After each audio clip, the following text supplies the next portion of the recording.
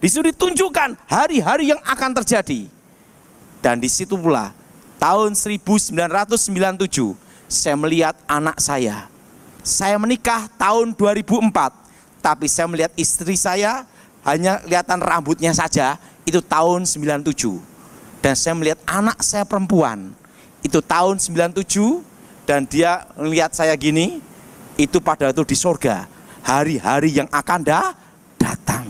Bayangkan, saya belum menikah, belum pacaran, sudah ketemu anak saya adalah. Dan anak perempuan itu tersenyum gini-gini.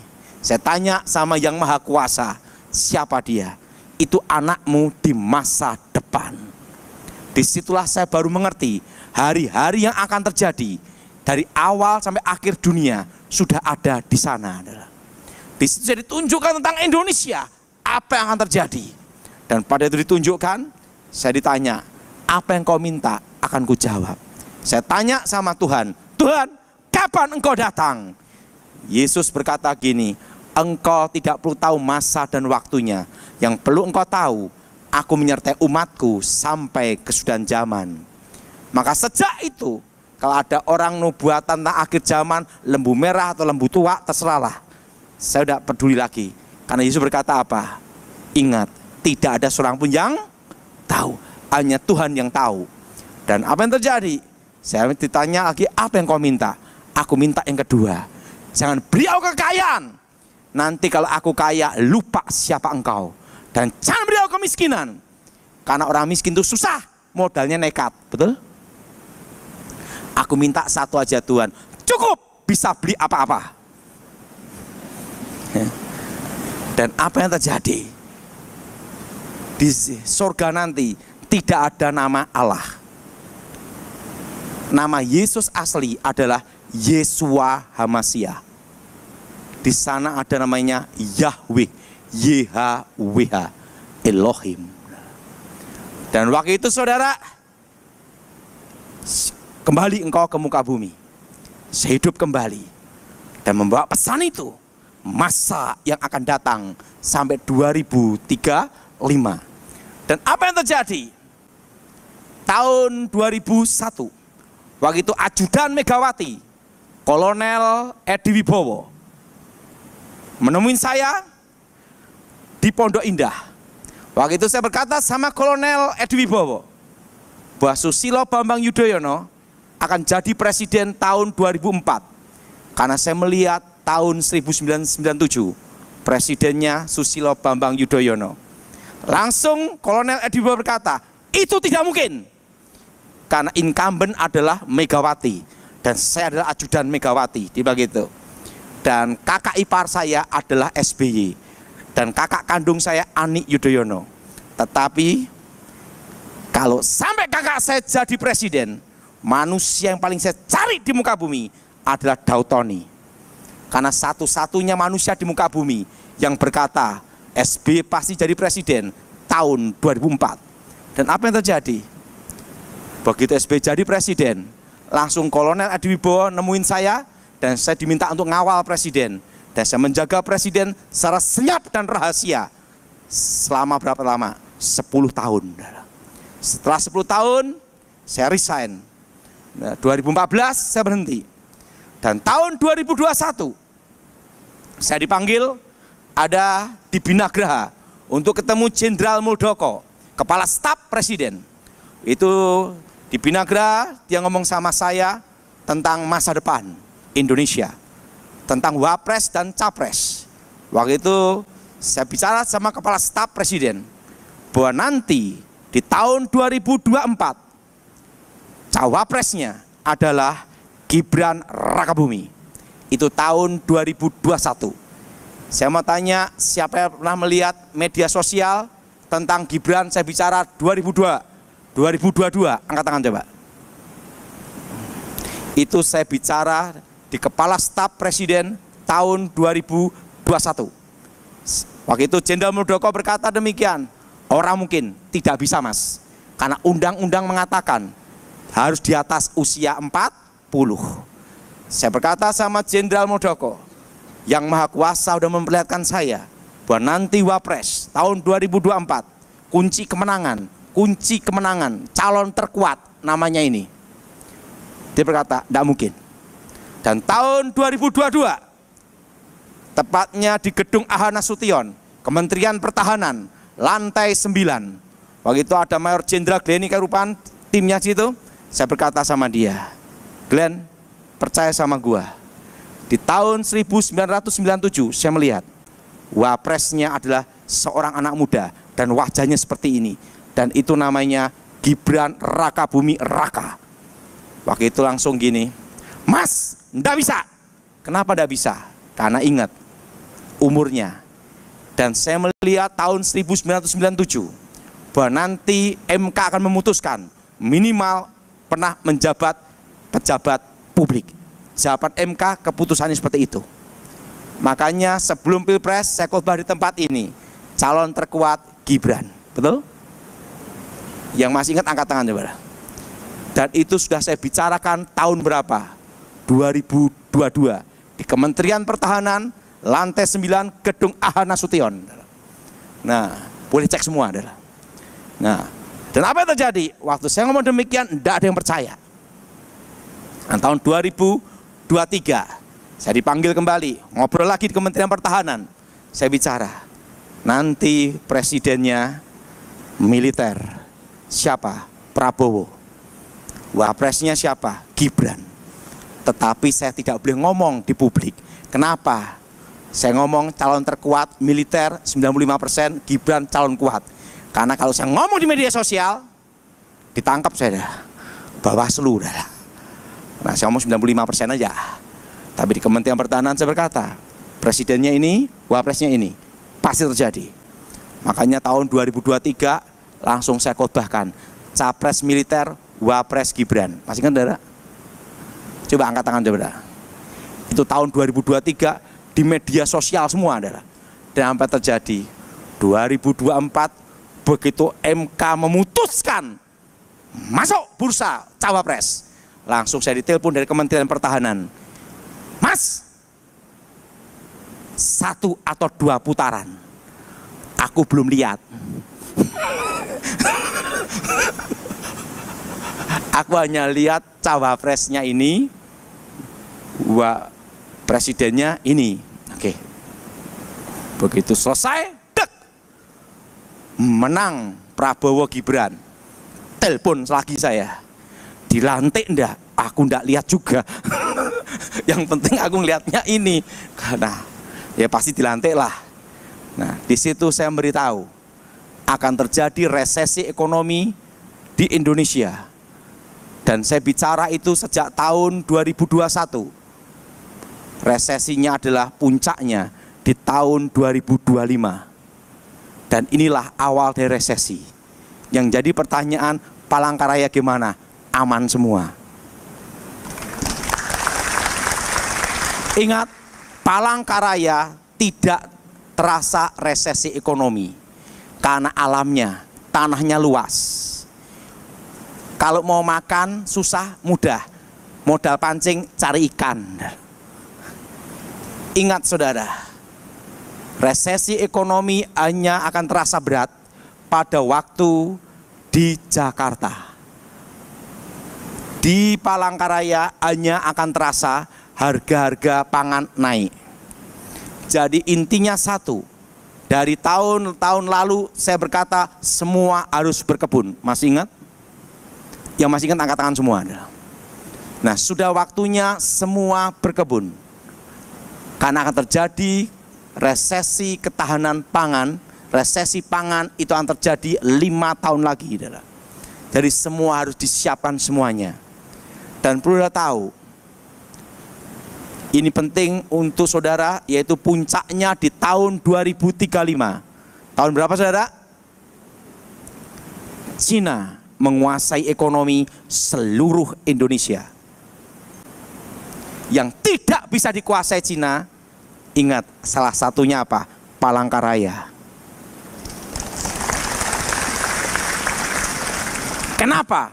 Karena ada hukum adat dan pembatasan hak kepemilikan tanah. Ini membuat Palangkaraya aman di tahun 2035. Dan ingat, Bisnis apa yang tetap bertahan? Pertama adalah pertanian perkebunan. Dari sekarang, generasi-generasi sekarang, ini pesan penting untuk saudara. Untuk menghadapi tahun 2035, bisnis yang akan bertahan seterusnya adalah perkebunan, pertanian. Jadi saudara semua harus bercocok tanam, kembangkan ketahanan pangan. Siapa yang setuju angkat tangan, saudara. Nah, dan perlu saudara tahu, tahun ini dikatakan generasi Z, betul? Tahun depan adalah generasi Alpha, awal. Semua dimulai dari nol lagi. Nanti generasi berikutnya, generasi saat ini, dan generasi ke depan, tahun depan, hanya mengharapkan 4. Warisan, hibah, wasiat, dan dimodali orang tua. Ngomong sama sebelahnya, anak-anaknya, ingat itu. Jadi ingat, kenapa? Karena perpajakan akan diperketat. Lulus sekolah, punya uang 2 miliar, ditanya, kamu kerja apa? Penghasilan dari mana? SPT-mu apa? Aliran dana dari mana? Itu yang dicek semua, mulai tahun depan. Maka saya beritahu, tahun depan adalah apa? Generasi Alpha. Apa, saudara? Siapa yang setuju angkat tangan, saudara? Memulai dari nol. Makanya sejak tahun 2021 semua saya suruh untuk apa? Beli tanah semua. Untuk apa? Untuk mempersiapkan generasi Alpha. Jelas? Jelas? Jadi ingat, anak-anak semua harus baik-baik sama orang tua. Ingat, yang modali siapa? Siapa yang setuju orang tua angkat tangan, saudara? Dan ingat, saudara, itu akan terjadi tahun depan. Generasi apa, saudara? Alpha. Z kembali lagi nol, Alpha. Karena semua dilihat perpajaanmu di mana, persaingan tambah ketat. Tapi untuk Palangkaraya aman. Kedua adalah perikanan peternakan. Jadi saudara semua harus siap-siap untuk mengembangkan perikanan dan peternakan. Jelas, saudara? Minimal ternak lele. Jelas? Atau ikan nila seperti di Israel. Siapa yang setuju angkat tangan, saudara? Jadi ingat, perikanan dan apa, saudara? Peternakan. Ingat, waktu Cina menguasai ekonomi Indonesia, hanya 4 yang akan bertahan seterusnya adalah. Nah, dan yang ketiga, distribusi, logistik, dan toko besi. Kenapa? Karena SIM-nya harus SIM Indonesia. Bisnis kuliner tetap berjalan. Yang tidak berjalan adalah Chinese food. Karena yang aslinya datang. Asli sama KW tetap menang yang asli, betul? Betul? Aslinya apa? Datang. Jelas, saudara? Jadi ingat, semua yang bisnis Chinese food harus siap-siap untuk masakan Nusantara. Jelas? Karena nanti di 2035, koki-kokinya dari Cina akan datang semua. Ingat, toko besi kenapa aman? Karena materialnya di gunung dan di dalam negara Indonesia. Nah, dan yang keempat, tanah properti. Karena pembatasan hak kepemilikan asing. 4 inilah yang akan bertahan seterusnya. Jadi saudara siap-siap sekarang semua. Untuk apa? Minimal nanam alpukat atau durian. Waktu Cina menguasai ekonomi Indonesia, ingat alpukatnya berbuah, betul? Saya setuju angkat tangan. Jadi minimal nanam apa? Jadi ingat, saudara, 2035 apa yang akan dikuasai Cina? Yang pertama, IT akan dikuasai Cina. Kedua, industri metal, logam. Contohnya nikel. Setelah itu otomotif. Setelah itu aluminium, besi baja. Industri itu semua akan dikuasai Cina. Jadi saudara semua harus siap-siap semua. Waktu waktu Cina menguasai ekonomi Indonesia. Jelas? Tekstil, garment akan dikuasai Cina. Dan itu akan terjadi di tahun 2035. Jadi sebelum itu datang, engkau harus siap. Tapi untuk Palangkaraya aman. Kenapa aman? Tanahnya luas. Tepuk tangan untuk Palangkaraya adalah. Tapi ingat, sebelum itu terjadi, persiapkan semuanya. Siapa yang setuju angkat tangan adalah. Jadi semua sudah apa? Ketahanan pangan berkebun semua. Saudara, tahun depan tidak usah ke Jakarta, karena Jakarta resesi, saudara. Terasa berat, saudara. Tetap di Palangkaraya, tetap makan ikan papuyuh, betul? Aman-aman baik. Ngomong sama sebelahnya, semua aman. Pak, akan terjadi tidak kerusuhan 98? Tidak. Untuk Palangkaraya aman, tidak ada kerusuhan. Untuk politik, kenapa? Ingat, pendemonya dikirim ke sini biaya terlalu mahal. Ongkos pesawat, ongkos tiket kapal. Dan ingat, kondisi negara kita tidak akan terjadi kayak 98. Kenapa? Karena BI independen. Beda dengan tahun 98. BI dikontrol oleh pemerintah, oleh presiden. Sekarang udah beda. Lebih independen, yaitu apa? Ada OJK, ada LPSK, dan semua tertata dengan baik. Jadi ingat saudara, Indonesia aman. Tapi ingat, tahun depan perpajakan diperketat, sehingga mulailah generasi Alpha. Ingat saudara, Z balik ke apa? Alpha. Tapi ingat saudara, untuk Palangkaraya semua aman. Tahun depan resesi ekonomi. Saya sudah pernah bicara supaya semua nyimpen emas. Masih ingat? Tinggi-tinggi. Ingat, berapa tahun lagi emas akan naik 2 juta per gram. Nanti yang menikah tidak pakai cincin emas, tapi cincin aluminium. Cincin apa saudara? Penting tahan lama. Jelas? Ingat, berapa tahun lagi emas akan naik 2 juta per gram.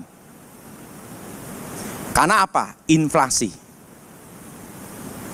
Dan saya pernah bicara di tahun 2021 supaya semua nyimpen emas dan US dollar. Dan ingat, emas, waktu itu saya khotbah juga, memberitahu di media sosial, dalam waktu dekat, itu saya ngomong di tahun 2023, emas akan tembus 1,5 juta. Sekarang sudah dekat, betul? Betul? Itu menunjukkan apa? Inflasi. Jelas? Tapi ingat, yang penting untuk menghadapi inflasi itu ketahanan pangan. Semua harus berkebun. Sehingga kemarin beberapa bulan yang lalu di Kementerian Pertahanan, saya bicara sama kawan saya untuk disampaikan ke presiden yang akan dilantik supaya swasembada jagung untuk seluruh Indonesia adalah. Karena untuk menghadapi ketahanan pangan. Jadi ingat saudara, saya percaya saudara memelihara, pasti Tuhan pelihara saudara, dan peliharalah dengan baik petunjuk ini, yaitu apa? Berkebun, beternak. Siapa yang setuju angkat tangan darah? Jelas? Jelas? Karena itu akan terjadi 5 tahun lagi. Dan ingat, 5 tahun ke depan, ikutin saya semua, 5 tahun ke depan. Ikutin saya semua, 5 tahun ke depan. Kita semua akan kembali ke manual, yaitu ke offline semua. Kenapa? Ada titik jenuh di online. Misalnya pesan sepatu sepasang, dikirim kanan semua. Nah, ingat, akan kembali nanti ruko-ruko, restoran-restoran, mall semua kembali ke manual semua. Itu 5 tahun ke depan. Ada namanya titik jenuh. Jelas? Titik apa saudara? Kembali ke semula lagi. Dan ingat saudara, saudara harus persiapkan untuk generasi alfa ini. Yaitu apa? Ketahanan pangan.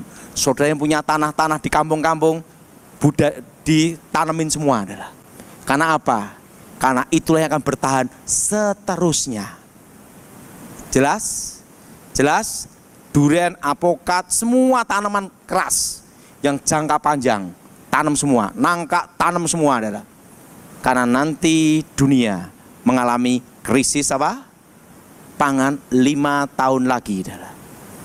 Nah, jadi ini pesan ini saya sampaikan saudara supaya saudara siap-siap waktu badai datang. Seperti waktu corona, waktu itu tahun 2019, saya sudah berkhotbah bahwa terjadi badai ekonomi di tahun 2020. Orang tidak percaya adalah.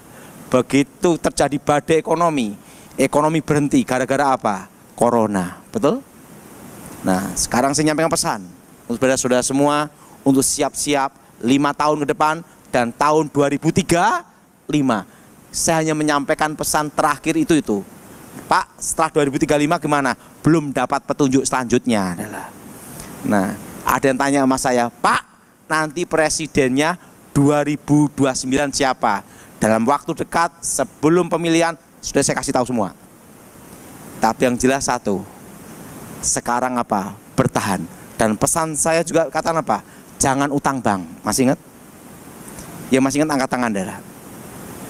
Karena kondisi ekonomi seperti ini sampai tahun 2026. Jelas? Bertahan. Apa darah? Nah, ekonomi akan bergerak seluruh Indonesia itu tahun 2027. Jadi saudara betul-betul bertahan di sini. Nah, itu petunjuk yang saya sampaikan untuk saudara semua supaya siap menghadapi sebelum datang akan terjadi.